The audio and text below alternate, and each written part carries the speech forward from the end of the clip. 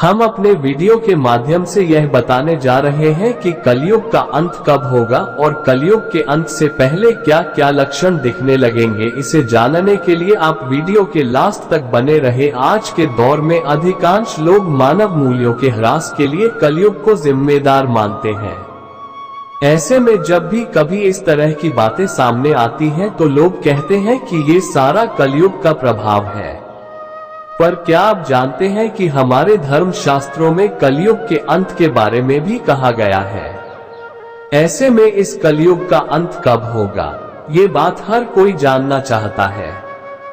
कलयुग के अंत के संबंध में सनातन धर्म के कई ग्रंथों में इसके लक्षणों के बारे में बताया गया है। पौराणिक ग्रंथों के अनुसार 4 युग होते हैं, सत, त्रेता, द्वापर और कली। कहते हैं कि कलियुग में पाप अपने चरम पर होगा। वर्तमान में कलिकाल अर्थात कलयुग चल रहा है। ग्रंथों में इस युग में क्या क्या होगा या घटेगा ये स्पष्ट लिखा गया है। इस युग में जब कहीं भी प्रलय होगी तो सिर्फ हरि कीर्तन ही उससे मनुष्य जाति को बचाएगा। तो आइए जानते हैं पुराणों में कलियुग का व्याख्यान और ये कि कलियुग में सावधान क्यों रहे।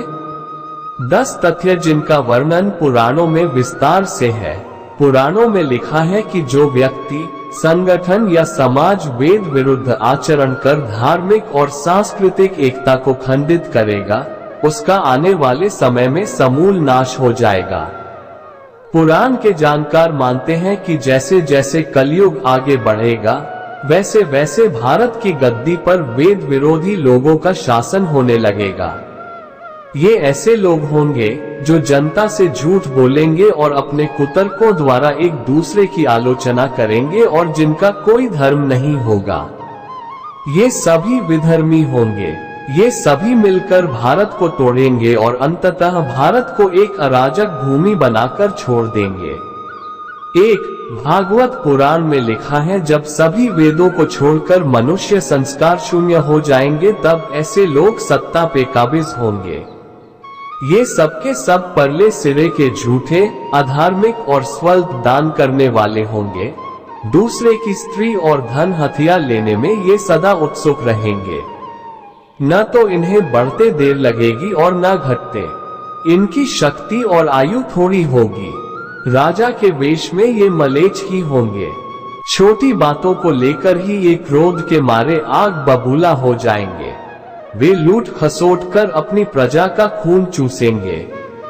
जब ऐसा शासन होगा तो देश की प्रजा में भी वैसा ही स्वभाव, आचरण, भाषण की वृद्धि हो जाएगी। राजा लोग तो उनका शोषण करेंगे ही, आपस में वे भी एक दूसरे को उत्पीड़ित करेंगे और अंततः सबके सब नष्ट हो जाएंगे। 2. भविष्योत्तर पुराण अनुसार ब्रह्मा जी ने कहा, हे नारद, भयंकर कलियुग के आने पर मनुष्य का आचरण दुष्ट हो जाएगा और योगी भी दुष्ट चित्त वाले होंगे। संसार में परस्पर विरोध फैल जाएगा और विशेषकर राजाओं में चरित्रहीनता आ जाएगी। देश देश और गांव गांव में कष्ट बढ़ जाएंगे। संत जन दुखी होंगे। अपने धर्म को छोड़कर लोग दूसरे धर्म का आश्रय लेंगे।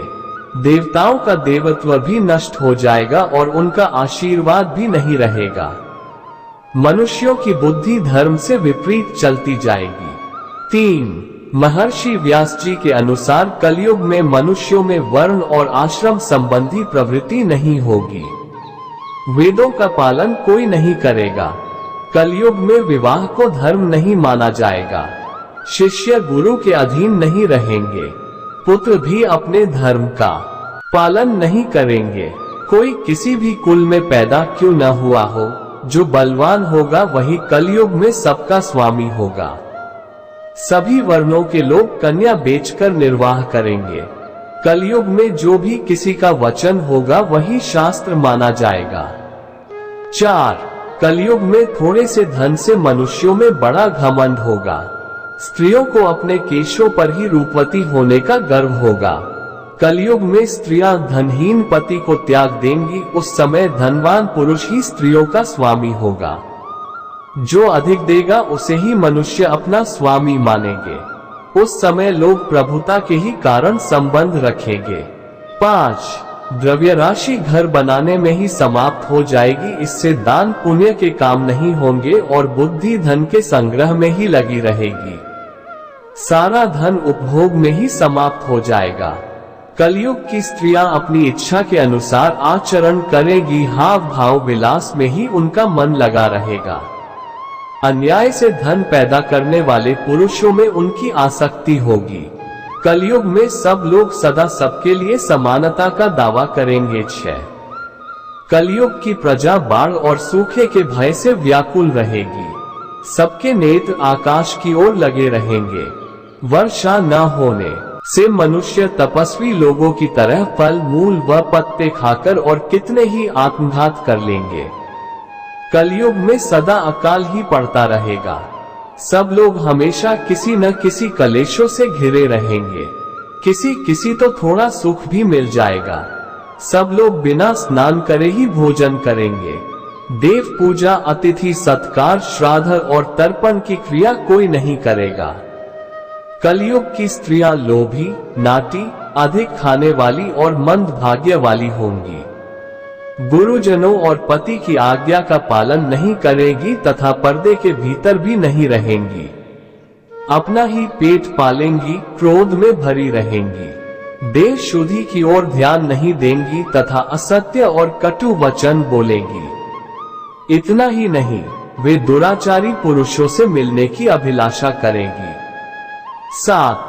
कलयुग आने पर राजा प्रजा की रक्षा न करके बल्कि कर के बहाने प्रजा के ही धन का अपहरण करेंगे। अधम मनुष्य संस्कारहीन होते हुए भी पाखंड का सहारा लेकर लोगों ठगने का काम करेंगे। उस समय पाखंड की अधिकता और अधर्म की वृद्धि होने से लोगों की आयु कम होती चली जाएगी। उस समय 5, 6 अथवा 7 वर्ष की स्त्री और 8, 9 या 10 वर्ष के पुरुषों से ही संतान होने लगेंगी। घोर कलयुग आने पर मनुष्य 20 वर्ष तक भी जीवित नहीं रहेंगे। उस समय लोग मंदबुद्धि, व्यर्थ के चिन्ह धारण करने वाले, बुरी सोच वाले होंगे। 8.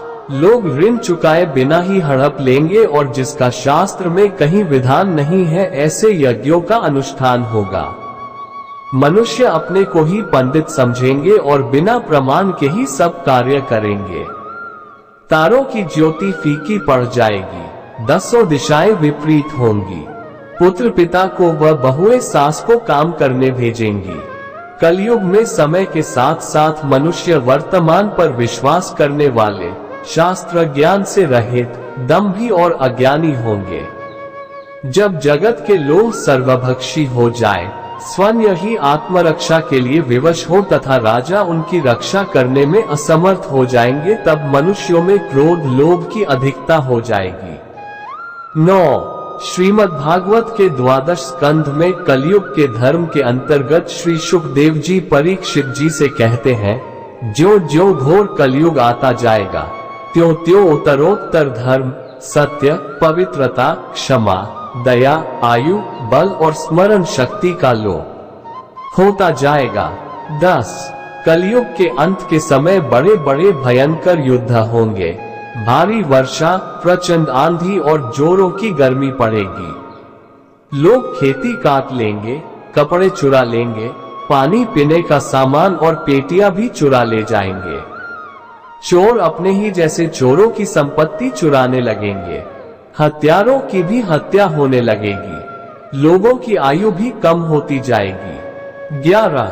ये भी कहा जाता है कि कलयुग में एक समय ऐसा आएगा जब सभी पुरुष स्त्रियों के अधीन होकर जीवन व्यतीत करेंगे। पाप का बोलबाला चारों ओर होगा। मनुष्य सात्विक जीवन की जगह तामसी जीवन जीने में विश्वास करेगा।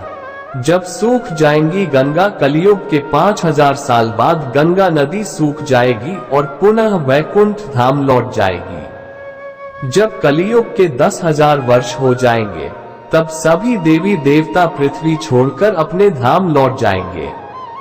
इंसान पूजन, कर्म, व्रत, उपवास और सभी धार्मिक काम करना बंद कर देंगे।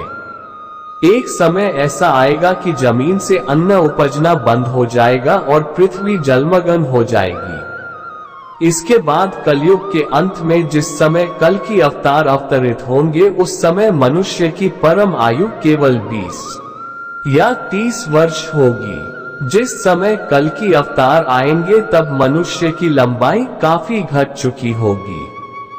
प्रिय दर्शकों, ये जानकारी आपको कैसी लगी? हम आशा करते हैं ये जानकारी आपको बहुत अच्छी लगी होगी। अगर यह जानकारी आपको अच्छी लगी तो कमेंट बॉक्स में राधे राधे लिखना मत भूलिएगा और हमारे YouTube चैनल श्री निर्मल ज्ञान गंगा को सब्सक्राइब करना ना भूले और वीडियो को अधिक से अधिक लाइक करें और अपने दोस्तों को ज्यादा से ज्यादा शेयर करें। जय श्री कृष्णा।